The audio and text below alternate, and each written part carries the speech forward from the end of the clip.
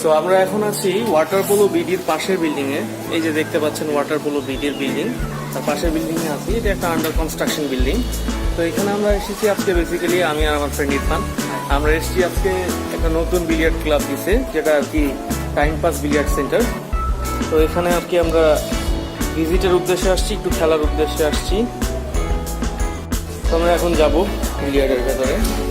বিল্ডিংটা বলতে গেলে একদমই নতুন, সো সেভাবে বাইরের ডেকোরেশনটা নাই, তবে ভেতরে একটা ভালো হওয়ার আশা করছি। আমরা একটু বেশি সকালে চলে আসছি।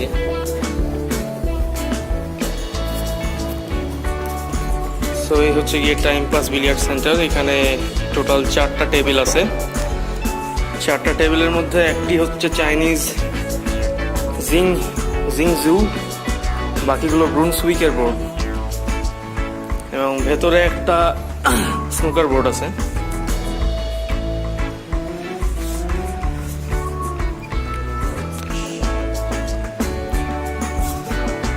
যেহেতু আমরা একদম অনেক সকালে চলে আসছি, যার কারণে কেবল ওপেনিং হচ্ছে। আর এখানে ভেতরে স্মোকিং জোন আলাদা, এই ভেতরে সিগারেট খাওয়া যাবে না। বলতে গেলে নতুন হিসেবে খুব ভালো, ডেকোরেশনটাও সুন্দর। যেহেতু আন্ডার কনস্ট্রাকশন বিল্ডিং, সো মোটামুটি বেশ ভালোই। কি